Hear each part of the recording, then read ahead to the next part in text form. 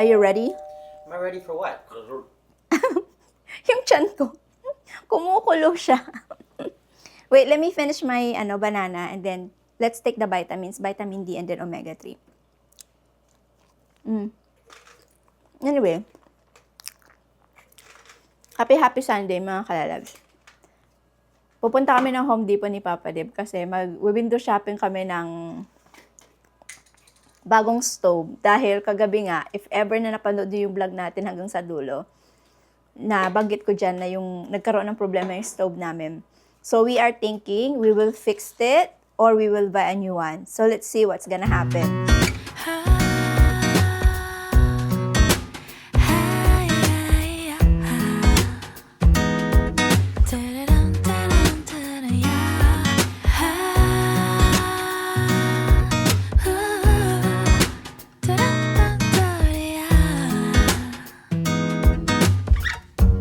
Ganda ng mga bulaklak o orchids. Money tree. Dito na kami sa Home Depot, mga kalalas. Sobrang laki naman ng na to. Oh, your dream. Washing machine at saka dryer. Oh my gosh. Yung presyo niya, no mga kalalas, bakit yung presyo ng washing machine is kapresyo ng cellphone? That is a washing machine or cell phone? is that two in one? I don't know. Like you have your Oh, washing machine and then dryer. Let's see. It's 2400, so maybe. Right? It's so big, right? But it's nice though. Yeah, all in one combo. Right? I told you. Like you don't need to remove your clothes anymore. It's automatic that they have the dryer as well. That's cool. That's cool. Because you don't need two things. Ang laki-laki ng dryer na yun. This is $7.45. Okay, hanap tayo ng stove. This is the stove, right, love? Here. How much is it? It's 1,000. Right? Yeah. Yes, how much is that? Almost 425? It has Wi-Fi. La, why is it 425 only? Is that the price? Oh, okay. I was like, wow. Let's get it. How about the $8.95? This is $8.95. Let me see.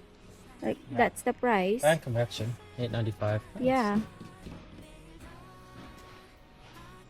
Maybe it's cheaper to buy new one than to fix it. Oh, for sure. For sure, that's 100%. Costs $250 just So for them this to one cover is up. 1,000. That one is the cheapest one. I don't know why. It's the same Maybe as it's we thinner have. though, isn't it? Smaller? It's thinner. It's thinner. Smaller, right? Yeah, we have like maybe longer than Longanisa. Longanisa. This is wider. I think it's wider and thinner. I think that's all they have. Washing Just get one of these. It's like a Yeah. countertop. It's 1,500. Oh, the exhaust fan is here. Or no? I think we need something to block them. What else can I do? Is the tiles over that too big? Oh yeah. This is the one then. Like the one that we have is something like that. You must have bought it.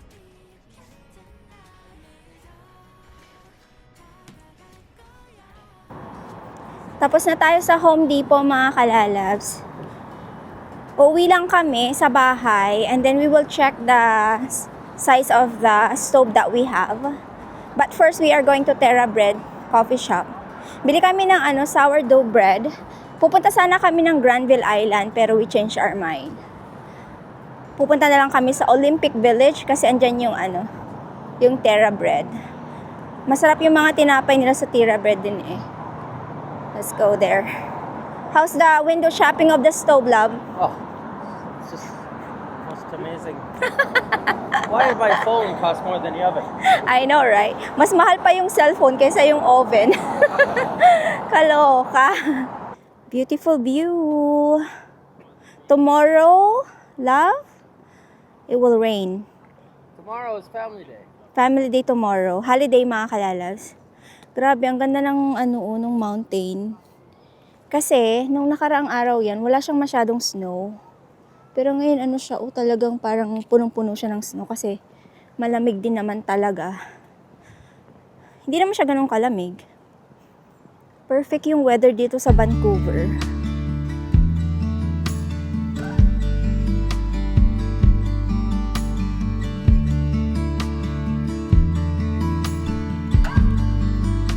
When it whirls, when it twirls.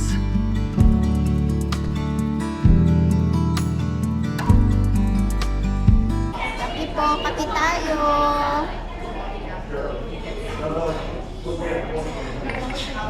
We got our blueberry bread. And then we got macar. What is this? What do you call it? Like coconut shredded. Something like that. There.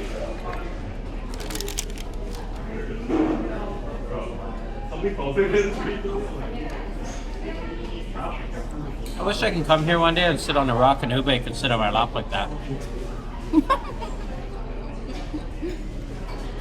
Yes, she's just sitting there loving your dog. Bahay na kami, mga kalalabs. Alam niyo, nakakainis. Yung, nakakainis na yung pangalan nito. Like, easy nang i-put away yung mga dishes, tapos hindi pa magawa. My gosh. Yan yung kinaiinisan ko sa mga kasama ko dito sa bahay. Minsan lang ako mag-complain. Nakakainis na. Yung parang, malinis na nga yung dishes sa dishwasher. Ipuput away na lang nila, tapos ilalagay yung marumi sa dishwasher. Hindi na nga sila maghuhugas ng plato. My gosh. Pinakaayaw ko pa naman din yung mga kalalabs, yung darating ako sa bahay. Ang daming kalat dito sa kusina. Yan yung pinakaayaw ko talaga. Like, I think ito yata yung araw na first time yung marinig na nagko-complain ako sa mga ganito. Kasi, ang dali-dali na lang, ipuput away na nga lang, ay, nakakainis. Nabismod tuloy ako. Like, oh my gosh. Nabad trip ako ng hindi.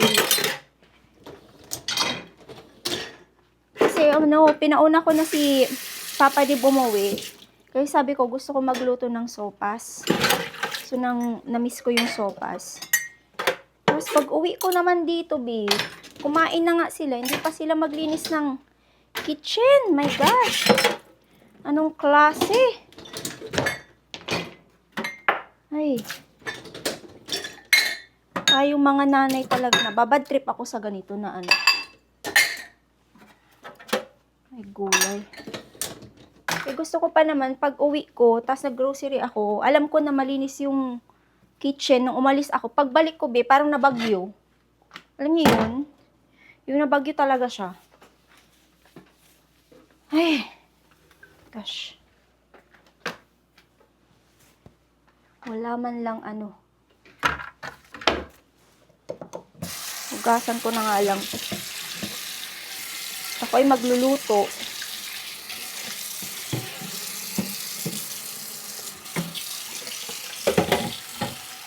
May gulay.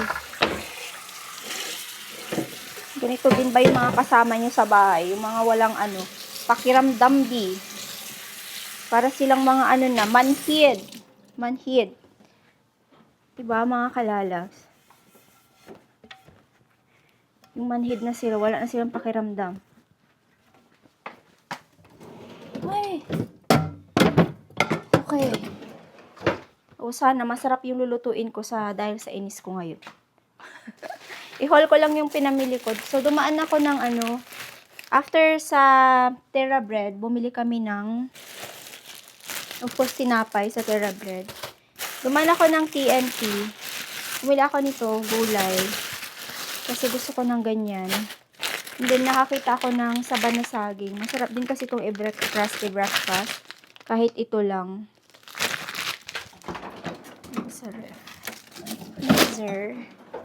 And then, nakakita ako ng kalamansi. Hindi ko na kailangan pumunta ng Filipino grocery store kasi kahanap na ako ng kalamansi. Yummy! Then, ay. Ano pa ba yung nabilit? Tapos punta ako ng Korean grocery store kasi naghanap ako ng ganitong milk para sa sopas. Ayaw ko kasi yung regular milk na nilalagay sa kape. Parang hindi talaga siya original na sopas pag hindi mo gagamitan ng gatas na ganyan. And then, 5 sardines. Bili ako ng cabbage. And then, carrots. Yan lang. Yan yung nabili natin. Yan lang ang nabili sa grocery store. Grocery store. Okay. Ay, maglabas pala ako ng chicken kasi parang may nangangamoy dito sa kitchen. Parang may amoy something. I don't like it.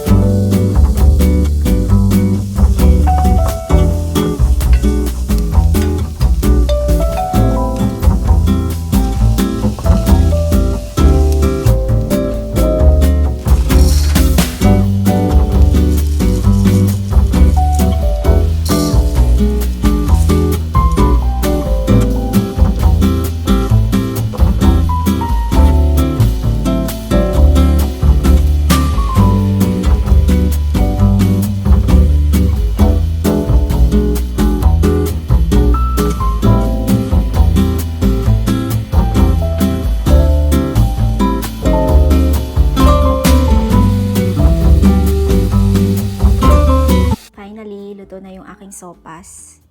Kain po. Kain po tayo. Ay, hindi ko alam kung yung ways ko ng pagluluto ng sopas is the same sa ways nyo. Pero ganun talaga ako magluto ng sopas. Madala ako magluto nito pag na-miss ko lang siya. But that's the way I make my sopas. Kain po. Sarap. Alam nyo, may nakita akong video before. Kumakain siya ng sopas. Nilagyan niya ng kalamansi. Tapos, nilagyan niya ng chili oil. Sabi ko, ano lasa kaya nun? Kulang dito yung tender juicy hotdog, no?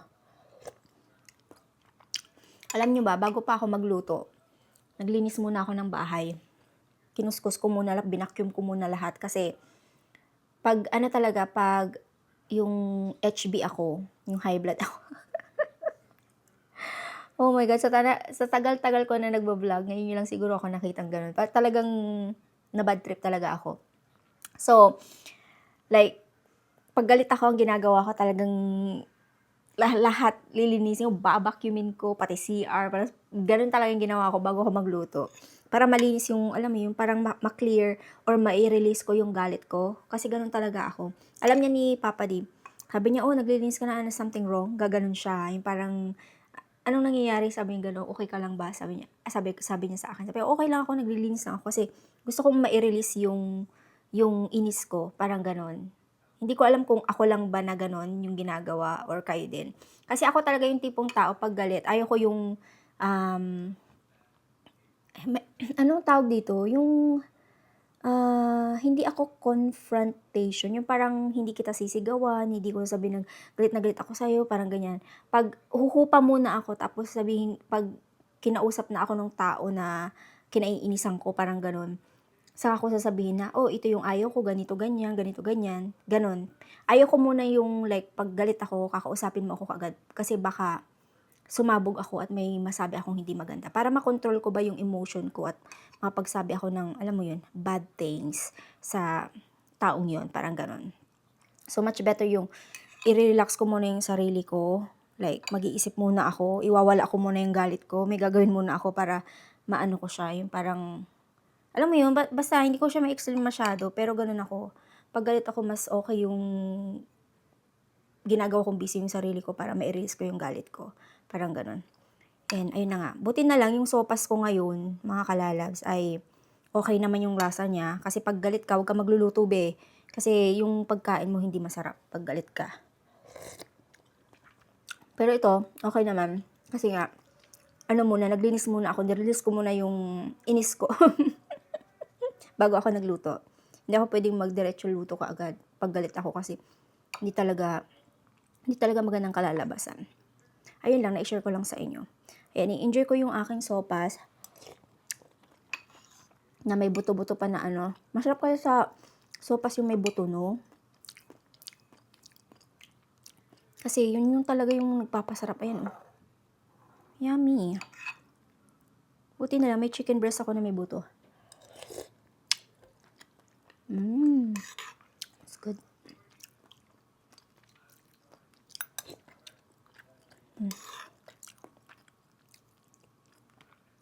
Alam nyo ba, pag nagluluto daw kayo ng sopas, iprito nyo muna daw or igisa nyo muna daw yung ano, or iprito. Iprito nyo muna yung pasta. Kasi para daw hindi sipsipin ng pasta yung ano, yung sabaw. So, ang ginawa ko, ginisa ko siya. Kasi pag ipiprito ko pa siya, ang daming trabaho nun. So, ginisa ko na lang siya with the garlic, onion, and then yung manok. Nag-work naman siya. Hindi naman niya sinisip-sip yung ano, yung sabaw. Kainin ko na to. And then, mag-try ako mag-edit ng vlog para may mai-upload ako. And then, yun na yung vlog natin. I-update na lang namin kayo. I-update para naman may pakialam kayo talaga. Siyempre, may pakialam kayo, no? I-update ko kayo kung makakabili na kami ng bago naming stove. Sakto din na, palitan to kasi yung, alam niyo yung sa lutuan, nagkaroon na siya ng hindi magandang kulay. Tinry ko siyang linisin. Nagtry ako ng hack kung paano siya linisin. Kaso nga, hindi talaga mawala yung kalawang niya sa may bilog. So, sakto din. I think, yung mga, ngayon, appliances, meron silang certain life. Alam mo yun? Kumbaga, ilang taon mo siyang gagamitin. Tapos, meron talaga siya yung pagkakataon. Meron talaga siyang time na masisira talaga siya. Kasi ginagamit naman talaga natin siya every single day. Hindi naman every single day. Yung stove lang, pero yung oven, di ko naman na siya ginagamit madalas kasi meron akong air fryer. So, yun nga lang. Sad kasi, sira siya. Like, after 8 years. Hindi. Saktong 8 years today. Sira siya. Okay. Thank you all for watching, no, mga kalalab. Sana po na-enjoy nyo yung vlog natin today. So, if you enjoyed this video, please don't forget to like, subscribe if you haven't yet. Ring niyo po yung bell icon para ma-notify po kayo sa tuwing mag-upload tayo na panibagong video. See you on the next vlog. Bye-bye!